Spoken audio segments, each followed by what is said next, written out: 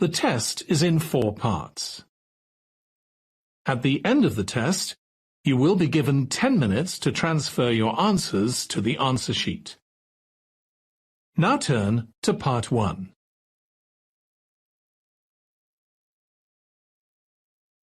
Part 1.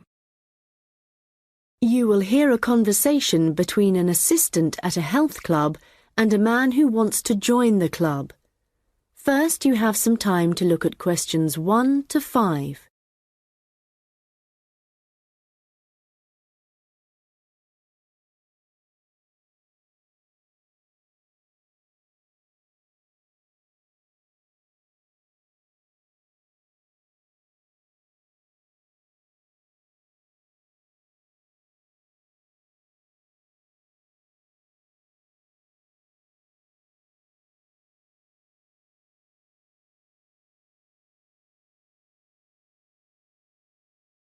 Hi, can I help you?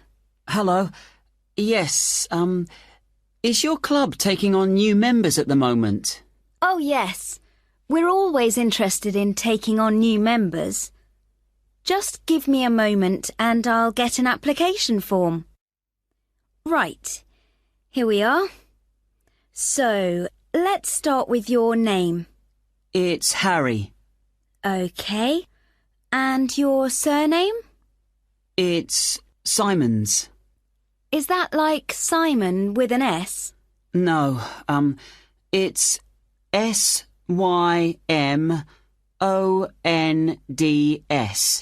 Most people find it rather difficult to spell. I see. It has a silent D. I guess a lot of people miss that. Can you tell me when you were born? Yes, certainly. The 11th of December. Thanks. And the year? 1996. OK, good. Now, are you thinking of becoming a full-time member? Probably not. What kind of memberships do you have? Well, we also have off-peak membership, which is between 9 and 12 in the morning and 2 and 5 in the afternoon. And then we do have a weekend membership. So a weekend membership is just Saturday and Sunday? Yes, that's right. OK. Well, that's not going to work for me. It looks like I'll have to be full-time. I'm afraid off-peak membership won't. It looks like I'll have to be full-time. I'm afraid off-peak membership won't do, as I'm not free at those times, and I don't just want to be restricted to weekends. OK, I'll make a note of that. Right, we have several facilities at the club, including a gym, a swimming pool, tennis and squash courts. What activities are you planning on doing? Well, do you have badminton? Yes, we do. And table tennis? I'm afraid not. Well, not at the moment, anyway. Oh, OK.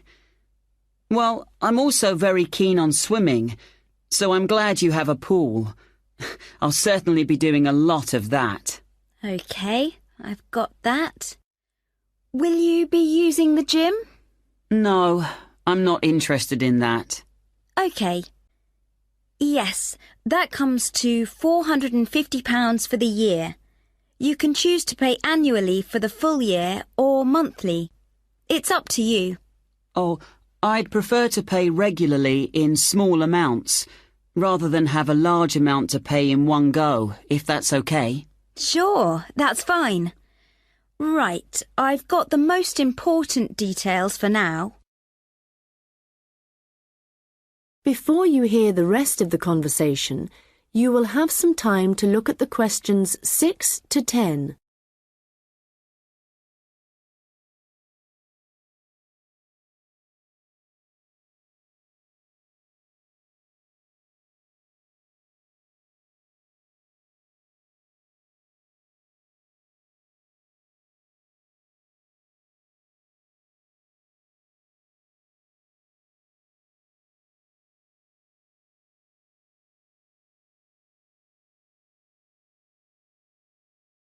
Now listen and answer questions 6 to 10. So, I'd just like to ask you a few questions about your lifestyle, if that's okay with you. Yes, that's fine. Do you do any regular exercise at the moment? Yes, I do a bit. Good. And what do you do? Well, every few days I go jogging. Yes, that's good. How long do you go for? Well, it varies. I guess it depends on how energetic I'm feeling. Yes, of course. Every little bit helps. Do you have any injuries at the moment? Well, I did break a bone in my foot playing football a long time ago, but that's all healed up now. But in the last few days, I've realised I have a bad ankle. I think I must have injured it last week, and it's a bit sore now. But apart from that, I'm fine. Right. I guess you might need to rest it for a few days to let it recover. Yes, I will. So, let me just ask you what you want to achieve by joining the club. Do you have any targets or goals? Well, I suppose my main aim is to build up my fitness level. Is that the kind of thing you mean? Yes, that's fine. All the activities you're going to be doing should certainly help you with that. OK. And could you tell me what you do for a living? Well, I was a student up until recently. OK. So what are you doing at the moment? Well, I'm a charity worker. Oh, that's fine. I'll write that down. OK, nearly done. One last question. Can I ask how you heard about the club? Did you see it advertised, or did you go to our website, for example? Well, I've been looking for a health club for a while, and I asked my friends for suggestions, but they weren't much help. And then I was listening to the radio, and your club was mentioned. So I thought, I'll go along and see what it's like. Great. Well, we look forward to having you as a member. That is the end of part 1. You now have 1 minute to check your answers to part 1.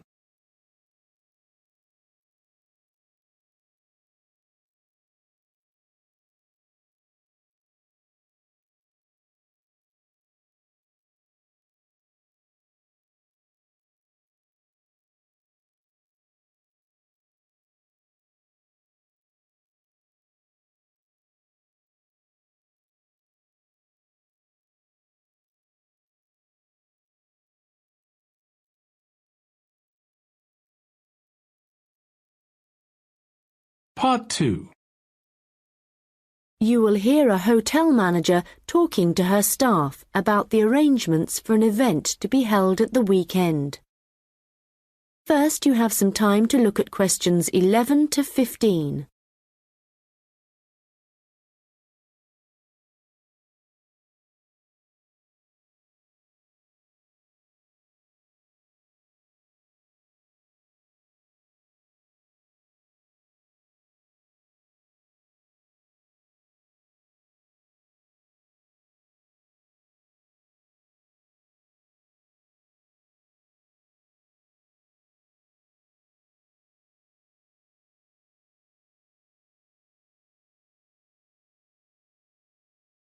Good morning, everyone.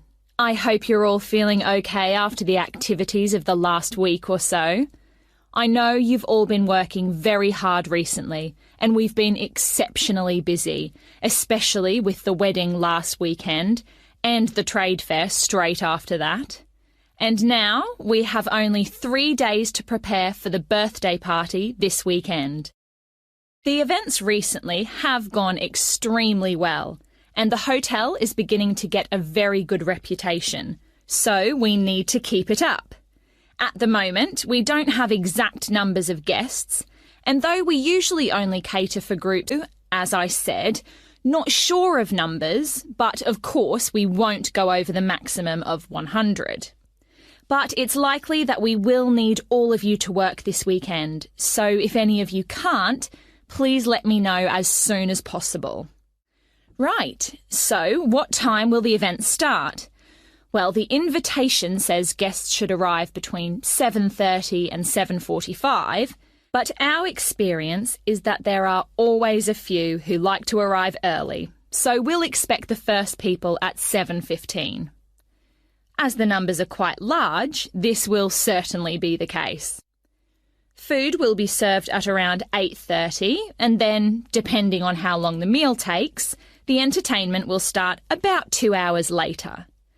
Now, for this, we were expecting a live band for the occasion, which is always fun. But apparently this has been cancelled due to illness. So, the hosts know someone who is a comedian who will be replacing the band. We had hoped that the resident magician who worked here through the summer would be able to help out, but they weren't keen on that idea. Before you hear the rest of the conversation, you will have some time to look at the questions 16 to 20.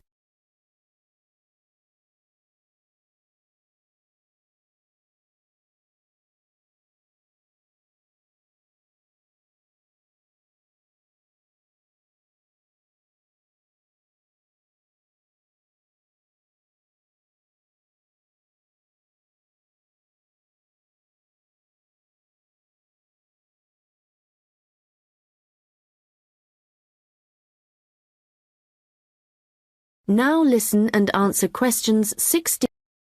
Now listen and answer questions 16 to 20. So, I'd just like to go through who's doing what when the guests arrive, and I think we'll make a few changes from the last party held here. If I remember correctly, it was Olav who coordinated the task of providing the guests with drinks. Or was it Ahmed? I'm not sure, but Gary asked to do it this time, so that will be his job. There's been no decision yet on what the drinks are going to be, but I hope they decide soon in case we need to order something special. Now, for receiving the guests' coats and hats, it's important we have someone experienced doing this, as we don't want guests losing their belongings. And Monica, last time this was your responsibility. Susan, I know you wanted to do this, but as the numbers are quite high now, last time there was some confusion as to where guests were supposed to go once they had deposited their things, and we had guests roaming around the whole hotel.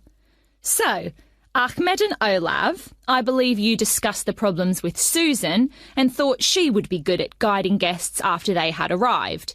And I'm fine with that. Right. And now for some general instructions. Once the guests have arrived, they will be in and around the lounge area. And then at around 8:30, we need to get them to move to the restaurant for their meal. This often proves difficult and can take a long time, so I will ring a bell so that everyone knows it's time to eat. Hopefully, this will speed things up a bit. Also, for this event, there'll be a seating plan, so the guests won't be able to decide for themselves where to sit. They'll have to sit according to where to sit. They'll have to sit according to the plan. There will be a plan on each table, and I've been thinking about where to put the master plan so everyone can view it before they enter the restaurant. As they'll be spending quite a while in the lounge, I've decided to also put a plan there. This should speed up the start of the meal. Once the meal starts, you'll all be very busy waiting on the tables, and I'm sure I don't need to tell you to be good-humoured and polite to all the guests. The organiser of the event will be saying a few words, and so will two of his colleagues. So, when the speeches start, all activity must stop in the restaurant, so that the three people giving them can be heard. This shouldn't take long, and it should be towards the end of the meal. After that, the guests will move back to the lounge for the entertainment. So, come and see me later. That is the end of part 2. You now have 30 seconds to check your answers to part 2.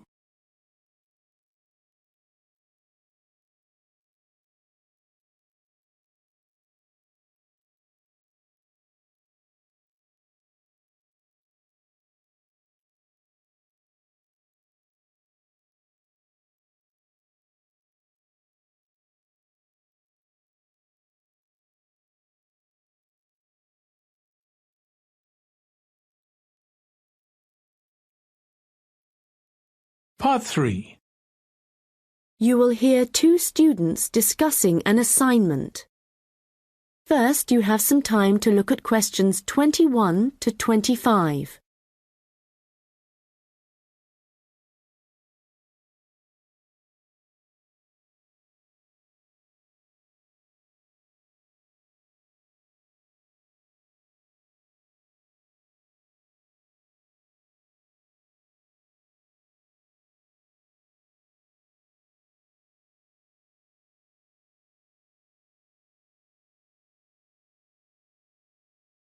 Hi, Melanie.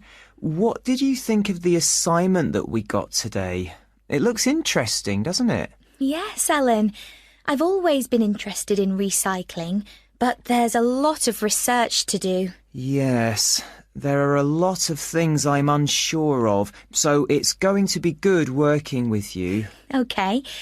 Well, why don't we start by making a flowchart from the notes our tutor gave us? Yes. So, on one side we could have the paper production cycle. Here on the left, and on the other side the recycling. Good idea. Let's start at the top with the production. The first step in the process is to get the raw materials. Yes, and they tend to come from pine forests. OK.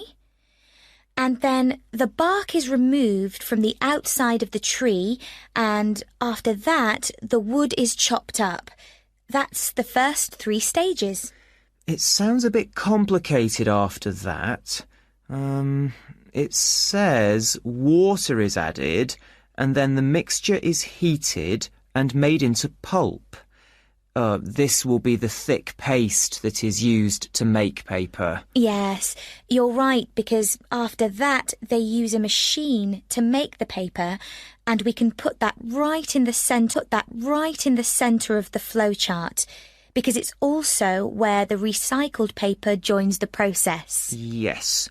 So, once the paper has been produced in the machine, what happens then? Well, I think we should write print as the next step, because this is when newspapers, magazines, etc. are produced. And we could also add that they have to be distributed to stores and people's homes. Right. Then the recycling bit starts. The old paper's collected, and then it says it's taken somewhere so that someone or something can sort it. I imagine there are different kinds of paper, or things like paper clips that need to be removed. Yes. Let's have a step after that. Now, they do this. Oh, yes. It involves chemicals. So, how is your chemistry? Well, not very good, I'm afraid. But this is how they remove ink. So, this is definitely going to need a bit of research. Right. The last step in the recycling section is similar to the last step in the production process, with heating and pulping, before the cycle begins again.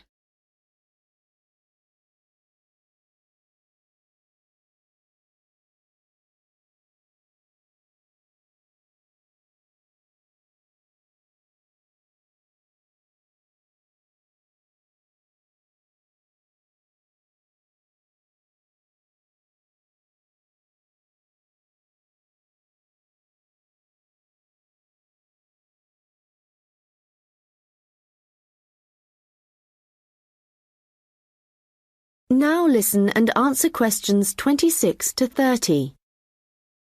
So, I think going through the processes helped. Now we need to decide how we're going to do this assignment. Yes. I guess what we need to do is take the processes and divide them up between us. But we could start thinking about an introduction. Yes, OK. Well, I can start doing that. I think I have enough to go on already. Good. And there are a few areas where we need a lot more information. I think I'll start with something easy. Let's say the paper collection. I could go to the resource centre to do some research. Well, I think a better idea would be to approach someone who's involved in the process. What about contacting the council? Oh, good idea. Yes, I'll do that instead. They're bound to have some information. And I know just the thing to add to our work to make it even more interesting. And what's that? Well, in my last assignment, I added a few pictures, and the feedback I got was that this wasn't academic enough. So what might really bring it to life would be to include some data, provided we can find some. Yes, that sounds excellent. Well, we certainly have a lot to do, and not much time to do it in. You're right. I think we have about 5 weeks, so I suggest we create a plan of work today. The end of the month is nearly 3 weeks away, and then we have a few days holiday. Yes, so let's see if we can get the first draft done by then, so we can take a short break. OK. Then after the break, we'll have just over a week to complete it. I wonder if we could get someone to review our work for us a few days before the deadline, so we can make some final changes.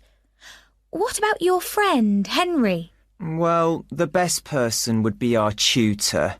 Henry's very good, but he's taking a whole week's holiday, and there won't be enough time when he returns. OK then, that's fine.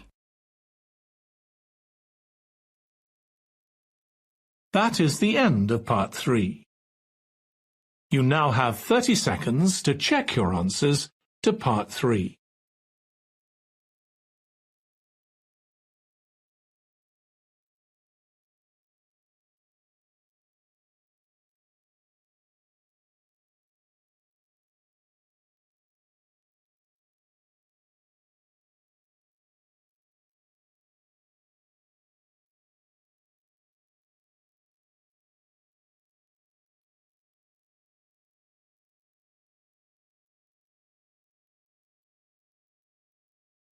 Part 4. You will hear a lecture about hair. First, you have some time to look at questions 31 to 40.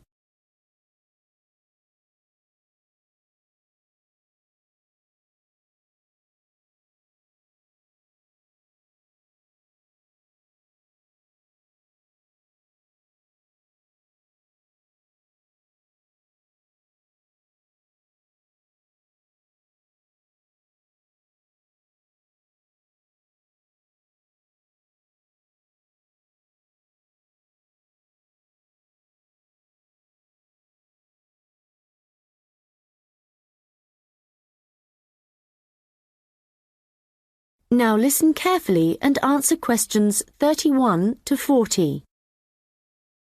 Good morning, and welcome to this lecture on hair, which is a part of the human biology course. This lecture covers a number of facts about hair, its structure, and what can affect the general health of hair. So, first of all, what is hair, and why do we have it? If we look back at our ancestors, we'll see that they had a lot more hair on their bodies than we do now. And there are, or were, 2 main reasons for having hair. One is to provide warmth. But as humans have worn clothes for many years, body hair has significantly reduced. The other is for protection. And again, this isn't as significant as it was once. but hair does still benefit areas of the body, such as the head and around the eyes. Now, hair, whatever it is for and wherever it is on the human body, is composed mainly of a protein called keratin.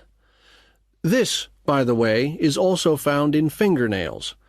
In fact, it's keratin which makes them flexible, and without it they would be very rigid.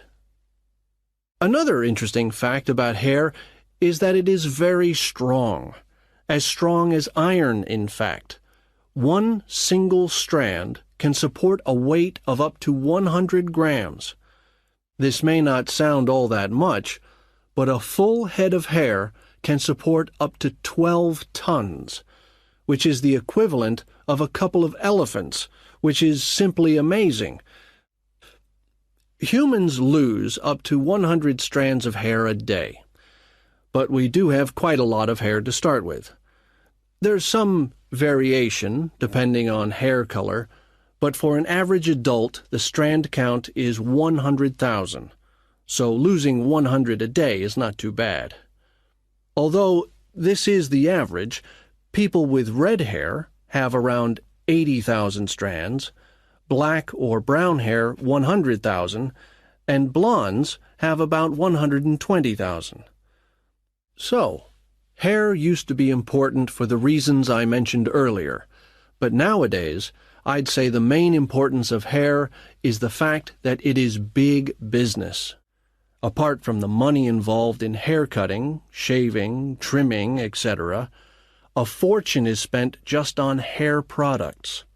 In the UK alone, consumers spend over £5 billion each year on these.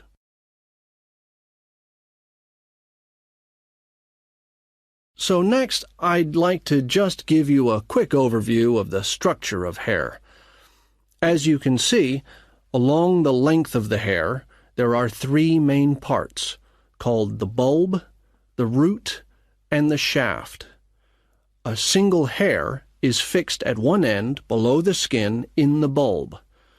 The bulb acts rather like a cap. It encloses the end of the hair in the head.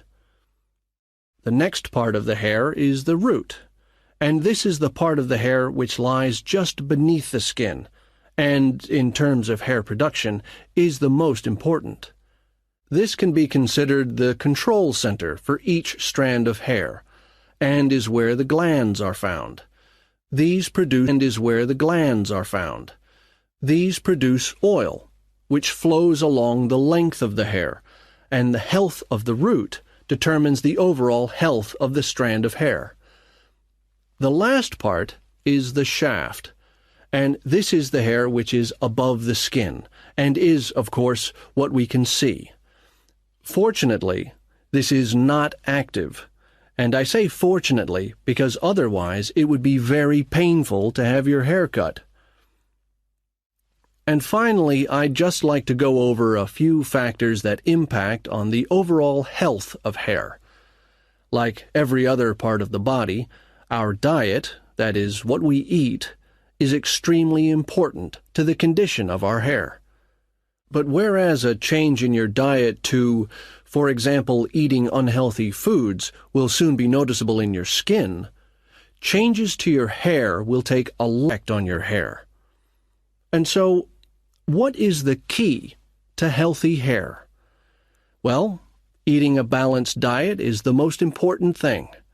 There are a number of vitamins that are vital for good hair health, the main ones being vitamins C, D, and E.